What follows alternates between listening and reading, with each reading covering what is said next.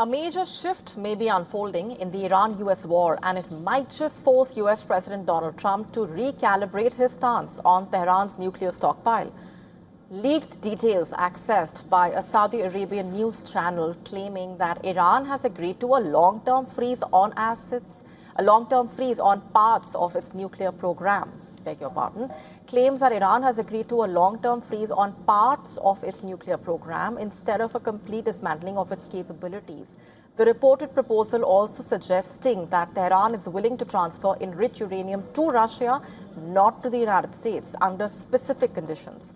And that raises a critical question. Will Donald Trump soften his position on Iran's nuclear stockpile if Tehran accepts restrictions without surrendering its entire program? Russia has remained a key figure in the negotiations, especially on the nuclear issue.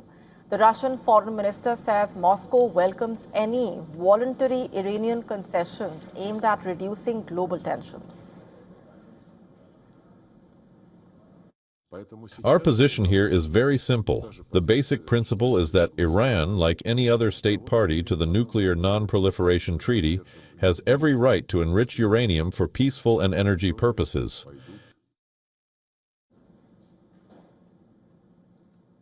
Lavrov's remarks coming weeks after Moscow reportedly offered to take custody of Iran's enriched uranium reserves as part of a broader diplomatic arrangement. Reports from Iran also claim that Washington has eased its tone during ongoing negotiations. Iranian media outlet Tasnim claiming the United States has agreed to suspend sanctions on Iranian oil exports while talks continue. Citing those linked to the Iranian negotiating team, the report claims that Tehran continues to demand the complete removal of sanctions, while Washington is reportedly willing to temporarily lift only selected U.S. Treasury restrictions until a final agreement is reached. Iran earlier also said indirect talks with the United States are continuing through Pakistani mediation. The Iranian Foreign Ministry spokesperson says Tehran has firmly defended its demands in every round of negotiations and has conveyed its concerns directly to the American side through mediators. On Sunday, Iran's Fars news agency said Washington had presented a 5-point list which included a demand for Iran to keep only one nuclear site in operation and transfer its stockpile of highly enriched uranium to the United States. According to the report, the U.S. had refused to release even 25% of Iran's frozen assets or pay any reparations for war damage. In an earlier proposal, which was sent last week, Iran had called for an end to the war on all fronts, including Israel's campaign in Lebanon, as well as a halt to a U.S. naval blockade on Iranian ports in place since the 13th of April. It also called for the lifting of all U.S. sanctions on Iran and the release of its assets frozen abroad. Fars, which is semi-Iranian state media, said that the Iranian proposal had emphasized that Tehran would continue to manage the strategic Strait of Hormuz, a vital energy conduit which Iran has largely kept closed since the start of the war. And on Monday, Iran's Supreme National Security Council announced the formation of a new body to manage the strait. Now, it would be interesting to see what U.S. President Donald Trump decides as his next course of action on Iran.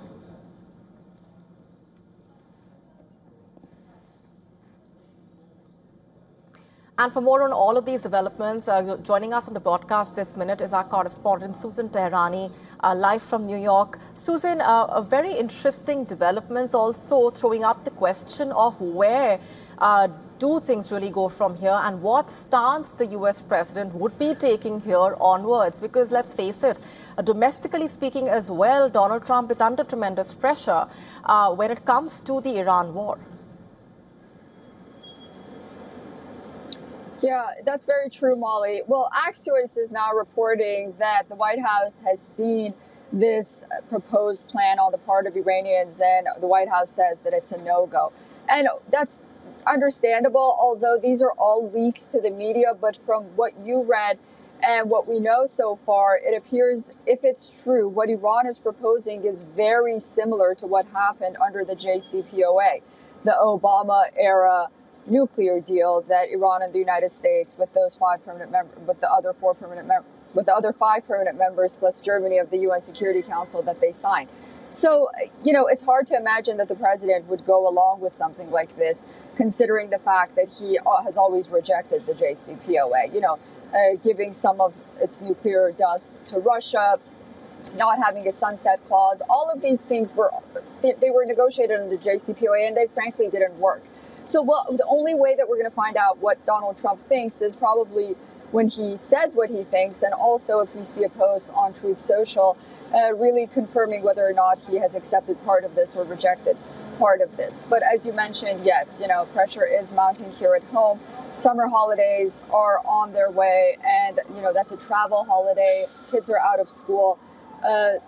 Plane and ticket prices are already at an all-time high. Gas prices are very high, and that has been very concerning for Americans who blame the Iran war for all of this.